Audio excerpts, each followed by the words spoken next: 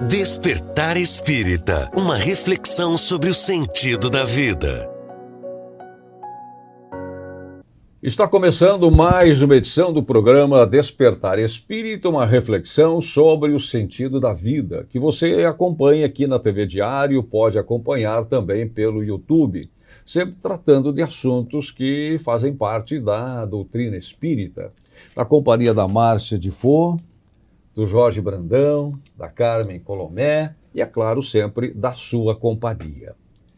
O assunto de hoje é um assunto sobre o qual tenho certeza que vocês, pelo menos uma vez, se não várias vezes, já pensaram, já se fizeram esta pergunta. Qual é a necessidade do sofrimento? Qual é a importância do sofrimento? Precisamos mesmo sofrer na nossa passagem por esse plano, esse período desta nossa atual encarnação? Por que sofrer? Para que sofrer? Jorge Brandão, tem significado, tem sentido, tem finalidade o sofrimento? Tem muito sentido, sim. Né, sobre a ótica evolutiva, né, que é a ótica da doutrina espírita, que é o porquê nós estamos aqui na Terra, que é para evoluir, o sofrimento está longe de ser um castigo. Né? Eu digo que é uma poderosa ferramenta evolutiva, né, onde nós trabalhamos a dor e o sofrimento aqui na Terra para a nossa evolução. Porque antes de nós chegarmos aqui nesse planeta de provas e expiações, nós assinamos um contrato. Né, um contrato e pedimos, até suplicamos. Nós participamos, né, da nossa programação, do nosso projeto, a maioria de nós participou do projeto reencarnatório. Então a gente percebe a necessidade de passar pela dor e pelo sofrimento, até porque a dor, se nós não tivéssemos dor, todos nós já teríamos desencarnado, porque a dor antecipa algo que não está bem. Né? A dor de estômago, por exemplo, ela nos diz que tem algo no nosso aparelho digestivo que não está bem. A dor de dente nos faz ver o que está acontecendo. Dor de cabeça, qualquer tipo de dor física, ela é o resultado de um mau funcionamento do nosso corpo. Assim como nossas dores mentais, os nossos distúrbios emocionais, também estão apontando para algo que não está bem, né? Alguma coisa que não está bem resolvida. E a pior de todas as dores é a dor moral, a dor da nossa consciência, que nos diz que nós estamos no caminho errado. Então, dor e sofrimento fazem parte. Agora, entre a dor, o sofrimento e o desespero, existe uma distância muito grande. Márcia, que distância é essa? É uma distância muito mais conectada com o processo individual de cada um, né, do que uma distância que tu possa delimitar de uma forma estanque, de um modo geral para todos, porque é muito pessoal, né? A mesma dor, ela pode vir para qualquer indivíduo e ela vai se expressar de uma forma diferente para cada um, de acordo com as nossas convicções, de acordo com os nossos valores, de acordo com a nossa interpretação, né? Ontem mesmo eu estava num trabalho, numa instituição, onde a gente estava tratando da questão da encarnação, né? E aí teve uma pergunta lá conectada com a situação das crianças que acabam desencarnando numa gestação prematura, né? Ou por alguma situação específica, aonde tem um aborto espontâneo, né? Como é que ficava o aborto espontâneo nesse caso da interpretação? E a gente acabou conectando com o processo da dor, do sofrimento, porque era uma mãezinha que havia passado por um processo desse gênero. E a gente começou a refletir a respeito. E interessante que conecta muito com essa questão de como tu interpreta a vida, como você entende o processo, como a compreensão do todo te possibilita lidar de forma diferente com a dor, com a dificuldade, com o drama que a vida te coloca ali para você jogar para cima da mesa e destrinchar ele, né? Descascar aquele abacaxi. E aí se percebe que quando você compreende que é uma etapa evolutiva de um espírito, que por alguma razão, entre ele e Deus, se estabeleceu aquele processo muito curto, que tem uma conexão talvez com aqueles pais que possivelmente aceitam a tarefa junto a Deus de recepcionar por um tempo curto aquele serzinho que está chegando ali para um reajuste, um reequilíbrio, uma disposição biológica que vai se estabelecer de uma forma mais equilibrada para as novas etapas reencarnatórias dele. Quando você tem essa compreensão, poxa, eu sou mero instrumento divino participando de um processo para auxiliar uma alma. O meu processo de interpretação da dor se dá de forma diferente. Não é uma perda no sentido de me paralisar a continuar. É uma etapa que foi necessária para aquela alma e eu preciso entender que eu preciso lidar com isso, apesar da dificuldade que se estabelece assim emocional. Poxa, o que será que aconteceu? Será que eu tive uma situação onde eu levei isso a acontecer? Será que eu descuidei em algum processo? Vem essas dúvidas inicial. Ou você passa todo por um checklist. Não, eu fiz tudo o que precisava fazer, essa criança era esperada, eu queria ela, a gente estava participando do processo. Se por alguma razão a vida mudou o curso do processo temporariamente, é porque tinha que ser. E está tudo certo na lei de Deus. E eu não vou paralisar com relação a isso, né? Então percebe que para outra mãezinha que estava lá em extremo desespero, às vezes, que a gente atende num atendimento fraterno, numa situação dessa, né, onde realmente a pessoa parece que perdeu o chão e ela não consegue continuar, é a mesma dor, o mesmo processo, mas interpretado de uma forma diferente. Então, nesse sentido, é uma honra divulgar a doutrina espírita. Quando a gente traz uma filosofia que nos possibilita compreender processos que te mudam a percepção da vida e faz com que você se conecte de uma outra forma para viver melhor com tudo que a vida te apresenta, é realmente significativo a gente grifar aquela frase que a espiritualidade diz que a maior caridade que se faz para o espiritismo é a sua divulgação. Porque ele vem matar a morte. O espiritismo fez algo fantástico, que é justamente isso, matou a morte. Possibilitou a continuidade da vida, a continuidade das etapas, esse ser que desencarnou previamente, prematuramente, ele retornará em novas etapas, eu pude colaborar no processo de soerguimento dessa alma. Então se percebe que ela tem um distanciamento de acordo com o nível de percepção evolutivo de cada mente que está ali no processo. Tá. Poderíamos dizer que o espiritismo matou a morte e amenizou o sofrimento. Perfeito. É isso, Carmen. E aí eu quero ampliar um pouco mais esta pergunta, porque eu estava aqui viajando enquanto a Márcia estava fazendo aqui essa explanação, estava envolvido com todas as etapas desse processo, né? Porque isso aí nos leva sempre a uma caminhada pelo nosso pensamento, até por uma revisão das nossas experiências. É aí que eu quero ampliar a pergunta para a Carmen. Todas as pessoas, todos os seres precisam passar pelo processo da dor para evoluir, Carmen? Essa questão é bem interessante, né? E quando nós olhamos para os encarnados na Terra, no mundo de provas e expiações, ainda todos vão precisar passar por esses processos, né? Hoje eu trouxe esse livro, Renovando Atitudes, é muito interessante, do Francisco do Espírito Santo Neto, ditado por Hamed, e tem uma lição que tem por título Amar, Não Sofrer. E a primeira frase diz assim: sofremos porque ainda não aprendemos a amar. Então, na realidade, no estágio de evolução que a gente se encontra, todos ainda precisam passar, né, por esse sofrimento, por essa dor. É claro que cada um de acordo com as suas condições, né? E a gente sabe que a dor, ela pode ser uma ótima professora, mas tudo vai depender do aproveitamento que nós fizermos dessas experiências, né? Quando a gente trabalha com pessoas adoecidas, por exemplo, encontramos duas mulheres que enfrentam câncer de mama, né? Tipos histológicos semelhantes, idades semelhantes, constituição familiar semelhante. Uma vivencia, vence a doença, se cura e aproveita o sofrimento para adoçar a alma, para compreender melhor o propósito da vida. A outra se revolta, muitas vezes, inclusive vindo a desencarnar desses processos. Então, bem como a Márcia ressaltou, o sofrimento vem para todos, mas a forma que nós enfrentamos, o aproveitamento que nós temos dele varia de pessoa para pessoa. E, felizmente, no estágio que a gente está, a doença, a morte, né, ela vem justamente para nos oportunizar aprendizados, né, que muitas vezes nós conseguimos passar na prova e outras vezes nem tanto.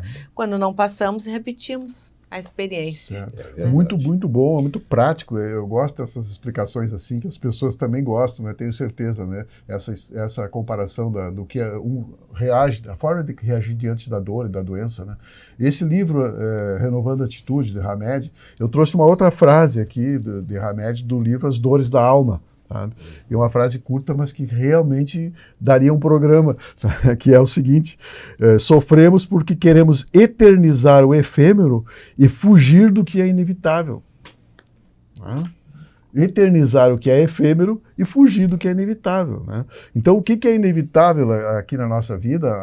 As dores são inevitáveis, né? O envelhecimento é inevitável, as doenças são inevitáveis, os dissabores também são inevitáveis. Né? Então, quando nós queremos fazer com que as coisas aconteçam como a gente imagina, né, há a frustração. Né? Uma vez eu perguntei para uma professora, né, quando estava no curso de psicologia, qual era o maior objetivo que levava as pessoas ao consultório dela. Ela é muito experiente, tinha muitos anos de trabalho, e ela disse assim, eu achei que ela ia me dar uma resposta bem comprida, e ela disse assim, vou te dizer o seguinte, é a desilusão.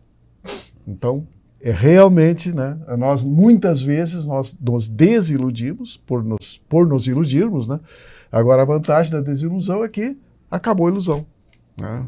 Então, aí é um outro ciclo que se forma. Né? Semanticamente, as palavras têm muita força, né? E desilusão significa perder a ilusão, né? E quando nós vamos perdendo a ilusão sobre algumas questões, nós vamos amadurecendo espiritualmente e emocionalmente, né?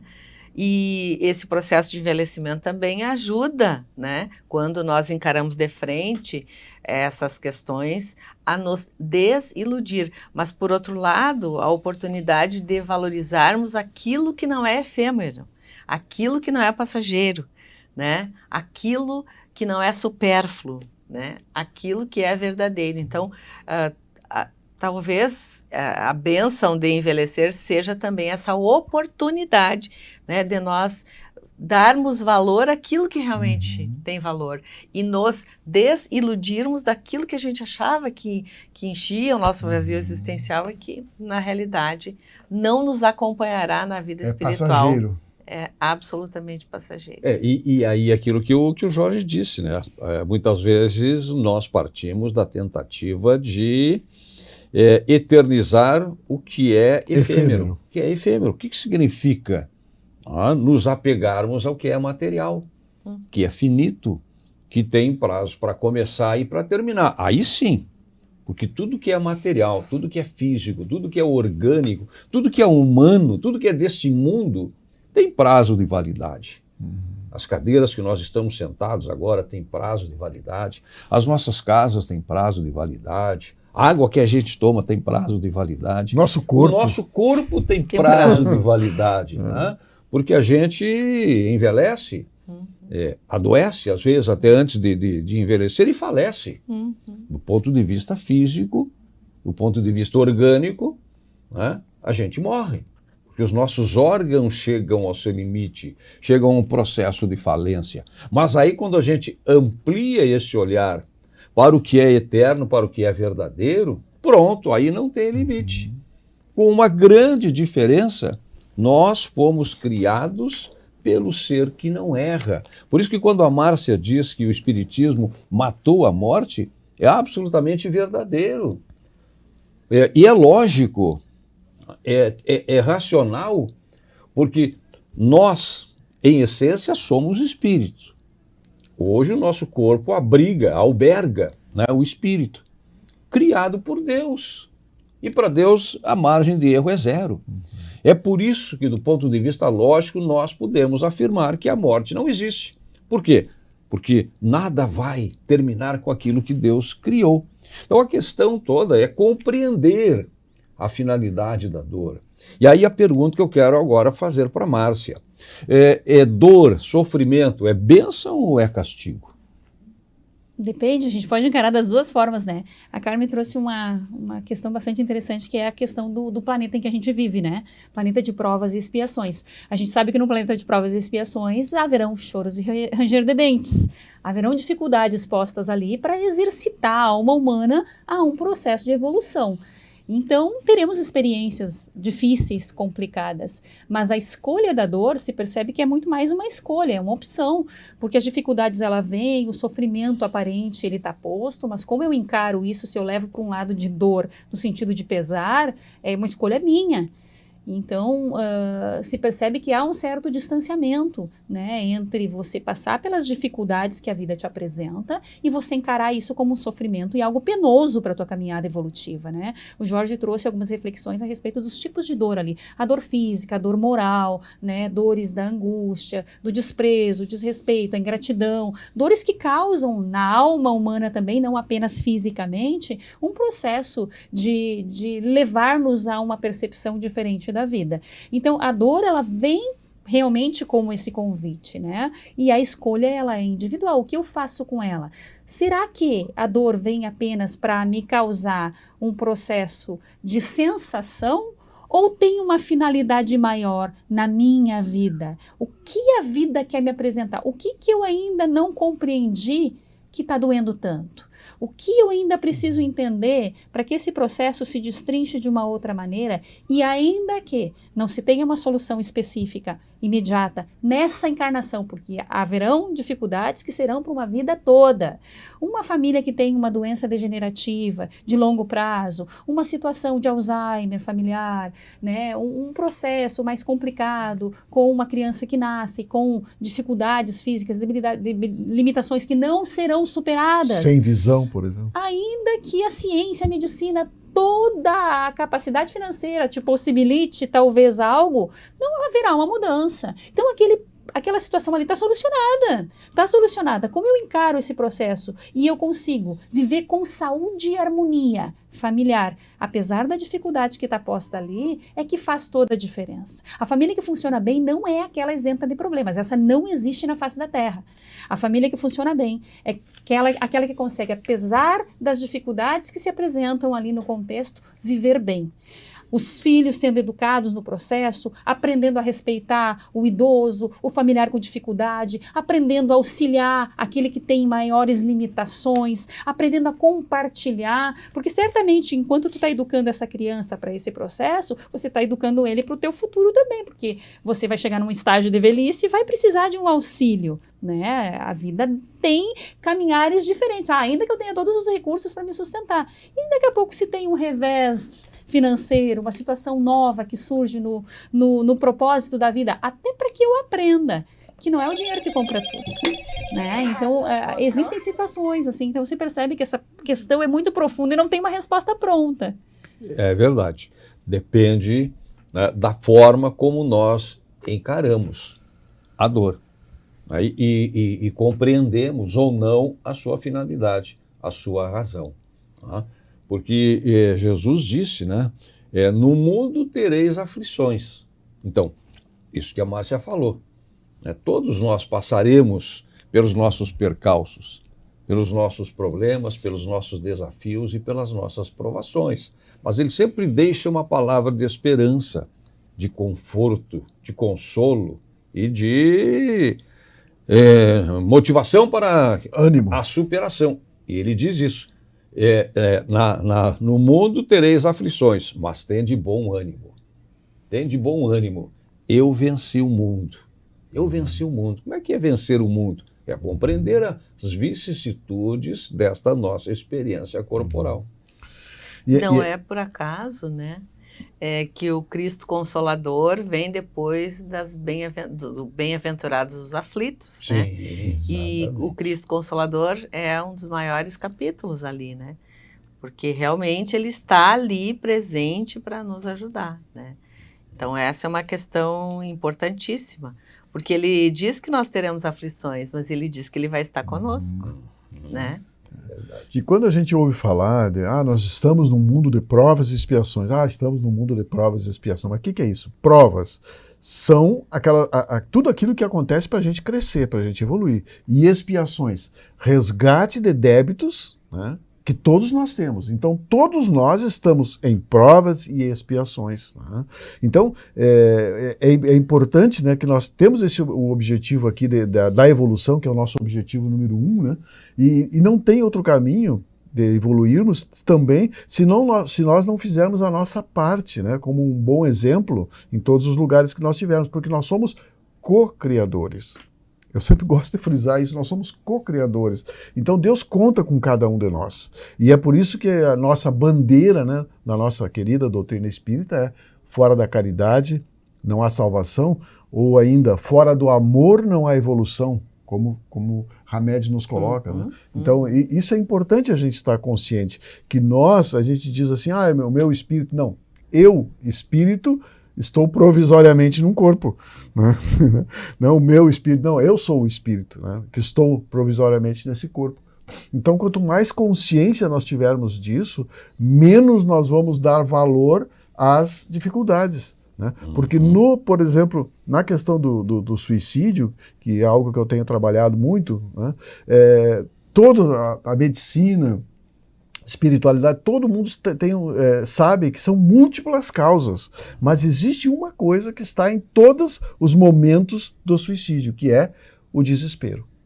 Né? Não é covardia, não é coragem, é um ato de desespero, ou seja, o ser se encontra numa situação que ele não vê saída, que o problema que ele está vivendo é insuportável, interminável para ele, e ele entra num estado de desespero, e para acabar com essa dor que ele acredita que vai resolver erroneamente, ele acaba fazendo o autoextermínio. Então, Kardec nos fala, né, que o espiritismo é o melhor antídoto contra o suicídio e a loucura, que naquela época não se falava em doenças mentais, né, se falava em loucura, porque realmente quando nós encontramos esse sentido maior que o espiritismo nos dá do porquê estamos aqui, de onde viemos, para onde vamos, tudo fica mais fácil.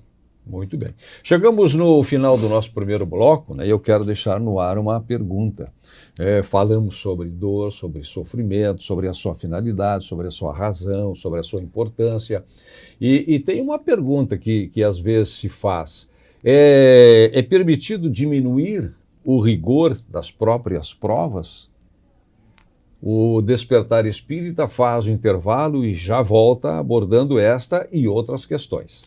Despertar Espírita, uma reflexão sobre o sentido da vida. O Astrogildo tem o propósito de cuidar das pessoas. Por isso, estamos iniciando um processo de certificação internacional, Aquementum, que é uma acreditação que garante melhoria contínua e evolução em padrões internacionais para o hospital. Na prática, isso vai trazer excelência aos nossos processos, uma maior agilidade no seu atendimento e ainda mais qualidade nos nossos serviços.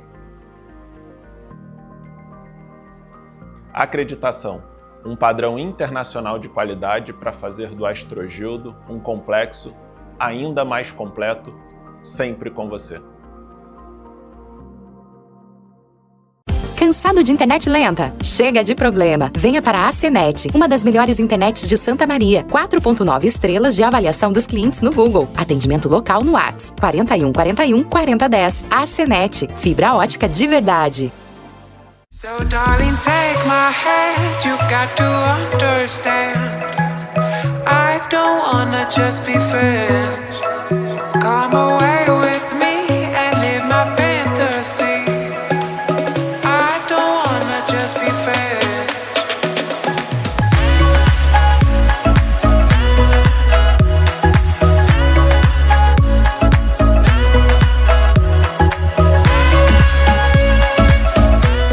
Bem-vindo ao 14 Bis. Prepare-se para aterrissar em uma experiência singular de residir no coração da cidade, onde tudo está ao seu alcance. Aqui você tem acesso descomplicado à conveniência, lazer e entretenimento de alta qualidade. Próximo a supermercados, clubes, igrejas, shoppings e parques, o 14 Bis redefine o significado de qualidade de vida conectado a tudo o que é essencial para você. Desfrute de uma vida com segurança e conforto em uma localização privilegiada. Mais do que um edifício, é um estilo de vida. Estamos ansiosos para recebê-lo em breve neste espaço exclusivo, onde cada detalhe foi pensado para criar uma experiência única e inesquecível. Em breve, o 14 Bis estará de portas abertas para ser seu novo lar, transformando seus sonhos em realidade. Despertar Espírita, uma reflexão sobre o sentido da vida.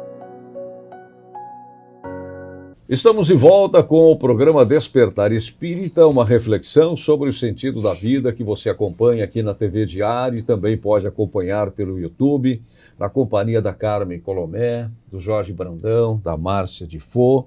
E a questão que ficou no final do primeiro bloco é permitido diminuir o rigor das nossas provas? Hein, Jorge? Bom, eu vou dar um exemplo para iniciar a nossa conversa, que tu tem um espinho no dedo, tá? Tu vai enterrar o espinho ou tu vai tentar tirar? Né? Boa. Tá nas nossas mãos. Alguém que está se afogando vai aceitar o auxílio, né, de alguém que pula na água para salvá-lo ou vai rejeitar?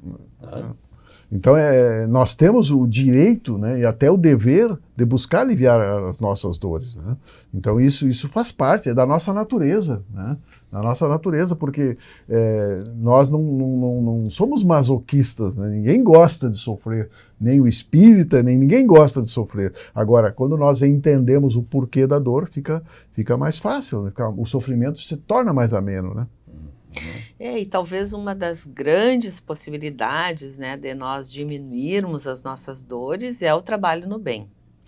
Porque o trabalho no bem, ele tem um poder mágico, na medida em que, quando eu saio de mim para olhar para a necessidade do outro, para me colocar no lugar do outro, empaticamente, para compreender a dor do outro, eu esqueço as minhas dores. E eu vou superando de uma forma também mais tranquila, além de pontuar, vamos dizer assim, né, no trabalho no bem, ganhar possibilidades, então, de diminuir as nossas dores. Porque sempre que a gente sai da gente para olhar para o outro, a gente vai encontrar alguém que sofre mais que nós naquele momento. Alguém que está precisando de mais coisas do que nós, materiais, espirituais. Então, essa é uma possibilidade. Só que é claro, quando nós estamos, como diz o outro, debaixo do mau tempo, às vezes a gente não consegue olhar para trás, nem para frente, nem para o lado. A gente se coloca naquela dor profunda, né? E se vitimiza e fica naquele ciclo interminável. Mas quando nós saímos um pouquinho de nós para olhar, quem sofre, às vezes, a mesma doença, mas em piores condições, em uma pior situação, né, de enfrentamento, nós compreendemos que as situações são múltiplas e que é possível amenizar as nossas dores quando a gente sai da gente para olhar para o outro. É isso, Márcia? É isso. Essa questão que o Vicente trouxe nos possibilita uma abordagem que eu penso que seja fundamental na doutrina espírita, porque às vezes se percebe alguns equívocos, como se o espiritismo fizesse apologia à dor, como se o espiritismo avalizasse embaixo, tem que sofrer para se resignar, para conseguir chegar numa situação melhor, o sofrimento faz parte, e a gente se acomoda nesse processo, romantizando o sofrimento e a dor de uma maneira equivocada na interpretação, porque não é isso que o espiritismo trabalha, não é isso que o espiritismo orienta, não é isso que o espiritismo faz, né? O espiritismo lida com o processo da interpretação da dor de uma maneira a nos ascender, nos elevar, para que individualmente cada um possa encontrar os recursos, já que não tem solução. O sofrimento ele está posto na Terra e não é novidade para ninguém. A gente vive num contexto social onde os reveses são enormes, onde as diferenças sociais, os dramas são enormes, se vê ao lado o processo de dor e sofrimento do próximo e o nosso no contexto também, porque é impossível ser indiferente diante de tanta situação constrangedora e difícil que os nossos companheiros de caminhada vivem, sofrem, experimentam às vezes, né? Ainda que o sofrimento diretamente não seja teu, você se sensibiliza com o processo e se influencia. Então, essa abordagem precisa ser feita, no sentido de que o Espiritismo nos dá o material necessário para que a gente lide bem com o processo. Ele não vem fazer apologia, né, para que a gente consiga se estabelecer melhor nesse contexto. Essa fala do Jorge com o contexto simples do espinho, né, é muito interessante para explicar exatamente isso. Tem uma outra historinha também, onde o indivíduo está em cima da casa, né, e a água começa a se elevar, e aí ele não quer ajuda porque Deus vai me salvar, aí Deus manda um barco, Deus manda um helicóptero, Deus manda os amigos ali para tentar resgatar com boia. E tu, não, Deus vai me salvar. Ele não tem a percepção de que ele vai precisar mobilizar forças pessoais para o contexto também. Ainda que se jogue uma corda, ele vai ter que fazer o movimento de se segurar. Ainda que os amigos aparem no barco, ele vai ter que fazer o movimento de se lançar ao barco. Deus, o tempo todo, está nos possibilitando meios de recursos para que a gente consiga amenizar o processo de dor, de sofrimento, ampliar a percepção. Mas esse movimento, Jesus de forma nenhuma impediu que nós fizéssemos quando esteve aqui na Terra conosco. Ele mandava o processo acontecer a partir de nós. Lázaro, venha, caminhe, levanta-te e anda, né? O que queres de mim? Eu preciso de algo de ti, né? Então, faz e não peques mais. Exato. Então, Tua fé essa te caminhada salvou. é importante, né? E é um convite para que a dor amenize, para que o sofrimento vá se distanciando e a gente lide melhor com o processo, né? Aliás, essa historinha que a Márcia começou, né? Ela termina com a pessoa realmente se afogando e morrendo. Na concepção da morte. E reclamando lá depois. Chega lá reclamando de Deus, mas eu confiei no Senhor. Mas você não aceitou, me ajuda. Eu mandei o barco, você não aceitou. Mandei os amigos, você não aceitou. Mandei a corda, você... O que mais que eu podia fazer? A decisão tinha que ser sua. É bem isso. A fé cega, né? Não, exatamente. Deus age através de nós mesmos. Isso aí. É através daquele irmão que chegou ali, é Deus que está chegando. Porque Deus habita em nós.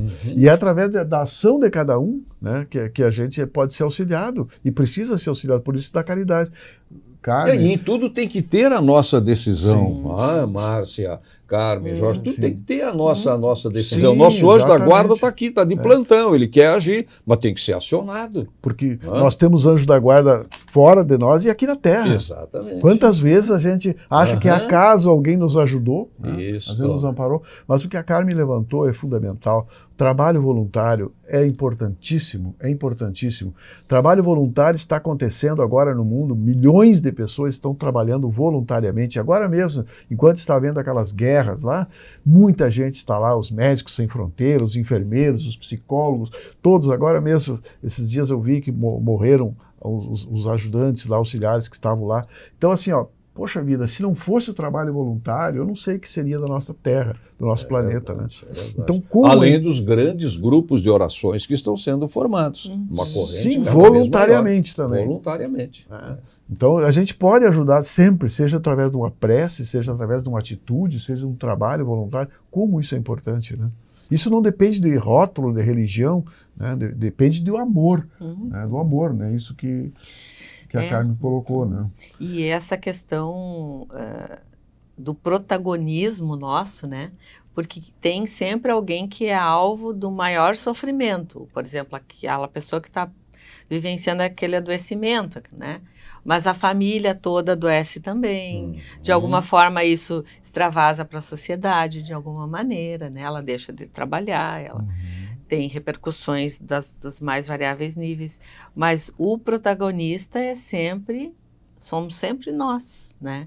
E a gente não pode abrir mão dessa possibilidade, dessa bênção, mesmo que às vezes a gente assuma uma posição, né, de mais vitimização, mas por que eu, né? E a pergunta talvez seja, por que não eu? Porque para nós, às vezes, é tão simples, quando o sofrimento e a dor batem na casa do vizinho, a gente diz, coitado do vizinho, né? Mas quando ele bate na nossa porta, a gente diz, mas por que eu? Exatamente. E a pergunta é, por que não eu? Se todos sofrem, por que não eu? Nós temos, por exemplo, uma informação que desencarnam no planeta diariamente, em média, 150 mil pessoas. Acho que isso é normal, né? Sim. Agora, se dentro dessas 150 mil pessoas está alguém da nossa família, nada mais é normal. né? É verdade. Né? É tudo que nos toca, né? Né? Então, por isso a empatia e por isso também o sofrimento nos torna mais empáticos. Né? Porque quando nós passamos pela dor, nós temos condições de perceber melhor a dor do outro. Né? E é um processo de renascimento, né? Como Jesus disse a Nicodemos: como é que eu faço, Senhor, para conhecer o reino de Deus, esse reino tão maravilhoso de que tens falado? Para conhecer o reino de Deus é preciso nascer de novo. É preciso nascer de novo. Como é que o homem velho como eu vou entrar de novo no ventre da minha mãe para nascer de novo? Mas não entendesse, Nicodemos, não é o nascimento pela carne, não é o renascimento pela carne, é o renascimento pela água, sinal de purificação, e pelo Espírito. E quantas vezes a dor nos possibilita, nos leva, nos empurra a esse processo de renascimento, porque a gente renasce quando supera uma dificuldade, quando vence um grande problema, um grande desafio, quando compreende uma provação. Por isso também a dor tem esta finalidade. E eu sempre tenho dito, né, se a dor é tão intensa, se a dor tem a força de nos derrubar, o que ela nos oferece de oportunidade é muito, muito, muito maior. A gente tem que buscar. Exatamente. Tá? Tem que buscar o para quê disso. Porque muitas vezes a gente fica vencido pelo porquê. Mas por que eu? Por que eu? Por que comigo? Se a gente muda a pergunta para quê, a gente começa a buscar entender a partir da finalidade. E como que nós vamos enfrentar essa dor, vamos né? enfrentar. E aí a gente tem usado muito o termo resiliência, né? Porque a resiliência é importante, ela é de fato. Mas a resiliência é a capacidade de nós enfrentarmos uma situação, nos vencermos, nos fortalecermos para enfrentar a próxima, porque ela virá, mais dia menos dia ela virá. E ela virá ou para nós mesmos, ou para os nossos afetos, né? Porque nós não sofremos só com as nossas dores, nós sofremos com as dores dos nossos próximos, bem próximos. Então, nos tornamos resilientes justamente para nos preparar para as próximas dores que virão. E nessa questão da resiliência, por exemplo, na física, né? O elástico ele é resiliente, porque tu puxa e volta, ele volta ao normal. Né? Isso é resiliência. Mas, na vida, nós não simplesmente temos que voltar ao normal, nós temos que voltar melhores. Sim. Prontos para a próxima. Mais resistentes. Mais resistentes. Então, mais preparados. Mais preparados, né? Então, isso é algo que a gente tem que pensar, né? Porque quando acontece um trauma, nós temos praticamente 3 opções. Ou nós somos derrotados por aquele trauma e nos tornamos grandes vítimas, ou nós conseguimos superar e voltamos ao normal, ou nós voltamos melhores. Nós temos um aprendizado em cima daquilo, uma compreensão, e nos tornamos seres mais capacitados, né? Com um entendimento maior da vida. E então, aprendendo a amar. Aprendendo a amar. Porque nós sofremos porque não sabemos amar.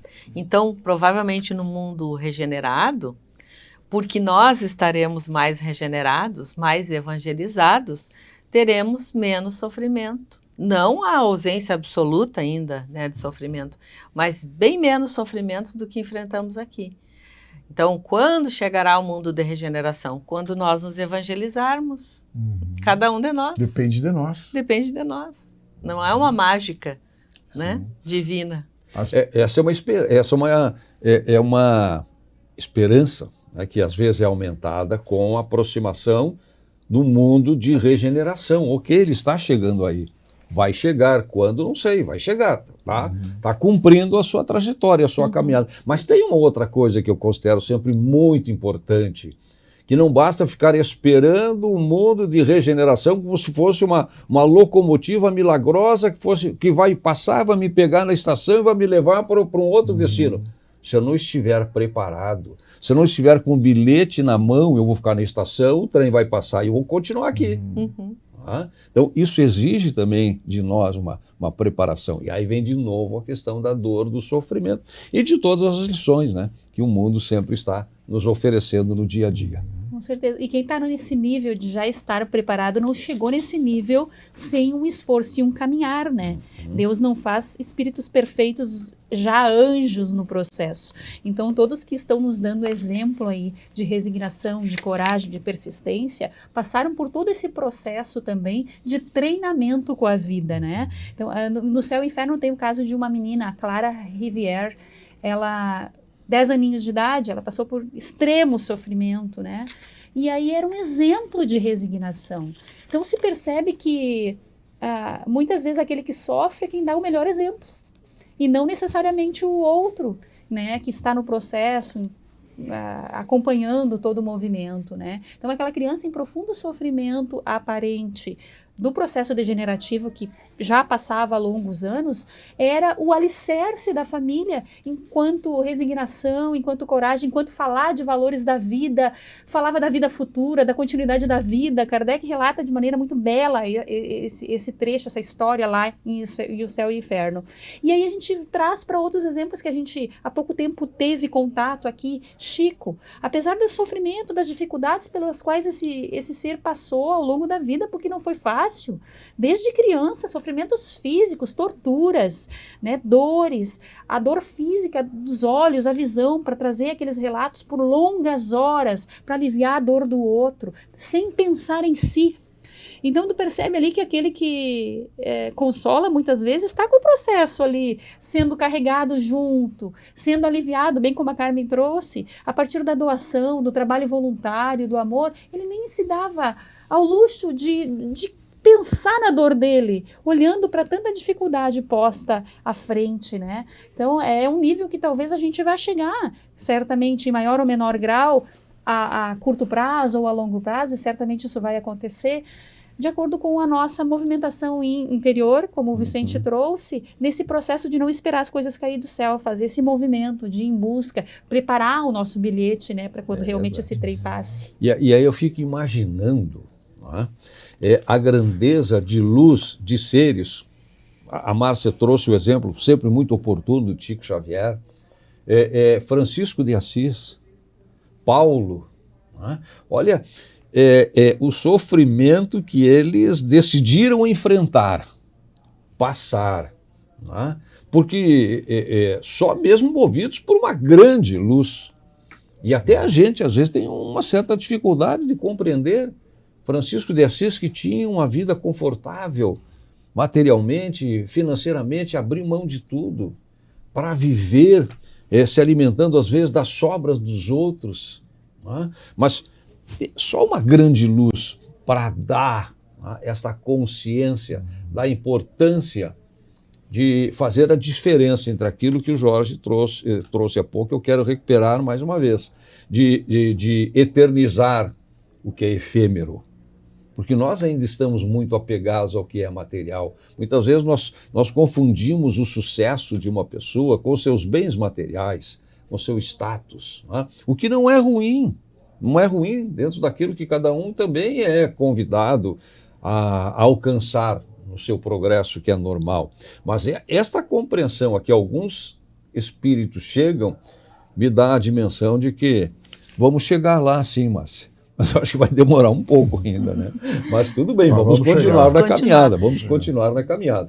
E, inclusive, muitas vezes nós sofremos porque não conseguimos adquirir os bens materiais, né? Nós temos diversos tipos de sofrimento, como tu bem colocou, mas às vezes é porque nós não conseguimos galgar degraus, né, no crescimento profissional, na vida pessoal ou na aquisição de bens, e sofremos e nos amarguramos com isso, né, sendo que daqui a pouco a gente vai deixar absolutamente tudo e vai embora, né? Por isso eu gosto quando Kardec pergunta, Espírito e Verdade, sobre a questão da felicidade possível aqui na Terra, né, o que é a consciência tranquila, a fé no futuro e a posse do necessário. Será que nós sabemos realmente o que é necessário para nós? Será que realmente nós temos essa fé no futuro, que somos espíritos imortais, passageiros aqui? E será que nós fizemos esse esforço para que a nossa consciência se mantenha tranquila? Se nós tivermos essas três coisas alinhadas, a felicidade possível é aí, né? É aí. Porque tem uma pesquisa que foi feita, acho que foi Datafolha, que pesquisou sobre os brasileiros que acreditam em Deus, praticamente 90%. Então, mas que a gente olha assim, meu Deus, 90% acredita em Deus, mas será que realmente a gente acredita em Deus diante das provações? Diante do sofrimento? Diante do sofrimento que a gente vai mostrar se realmente nós temos fé. Né? Nós fazemos a pergunta, Pai, o que eu preciso aprender com isso que eu ainda não aprendi? Né? E não entrar em desespero, em choque, revolta, né? Porque aí é a prova que não há fé. Ou aquela pergunta que outro dia a Carmen trouxe aqui como proposta de um tema que a gente discutiu aqui também, né? O que fazeis de especial? Uhum. O que estamos fazendo além daquilo que nós podemos fazer? Além de amar os nossos amigos. É uma grande questão. Que é fácil. É uma grande questão. E aí vamos examinar de novo a parábola do bom samaritano, que é o meu próximo. Amar a Deus sobre todas as coisas e o próximo como a ti mesmo. Quem é o próximo? É também uma questão. Pois é, nós estamos aí se encaminhando para o final. Eu gostaria de deixar uma questão aqui que está no livro também Dores da Alma, do Hamed. É uma questão que ele levanta, que é o seguinte, né? Nós criamos expectativas e ilusões que não dependem de nós. E muitas vezes esquecemos de fazer a nossa parte. Então vamos colocar nas nossas mãos a nossa felicidade, né, o que é possível, né? Vamos realmente buscar esse trabalho de sermos co-criadores, né, e humildemente aceitar as provações que vêm para nós. É duro, é difícil, mesmo aqueles, claro, que têm consciência, a gente sofre, mas, como a gente disse aqui, nós sofremos, mas procuramos jamais entrar em desespero. E fazer um exame de consciência, né? Como Santo Agostinho fazia, né? O que eu fiz hoje? O que me faz bem? O que me dá a sensação da paz? Perseguir aquilo que realmente nos conforta, nos fortalece para que nós possamos continuar na caminhada. Carmen e Márcia, para encerrar. Eu vou ler só um trechinho aqui dessa mesma lição que diz assim: mudar para o amor como método de crescimento, reformulando ideias e reestruturando os valores antigos, é sairmos da posição de vítimas, mártires ou pobres coitados, facilitando a sintonização com as correntes sutis e amoráveis dos espíritos nobres que subiram na escala do universo amando. Muito bom. Na dúvida, não sejamos juízes da dor do outro. Sejamos bálsamo, né? Segundo Madre Teresa, que a gente não permita que nenhuma alma passe pelo nosso caminho sem levar um pouco de perfume. Que a gente fixe o amor como nossa meta principal. Muito bom. Obrigado pela companhia, Márcia, Obrigada. Jorge, Nós Carmen. que agradecemos. E a você que esteve aí conosco, nos assistindo. E se quiser também resgatar outros temas e outros títulos, são mais de 100 programas, né? Acho que 110 mais já, né? 110 programas disponibilizados no YouTube. Agradecemos mais uma vez a sua companhia. O Despertar Espírita está terminando aqui, mas a vida continua, nesta e em outras dimensões. Até o nosso próximo encontro. Despertar Espírita, uma reflexão sobre o sentido da vida.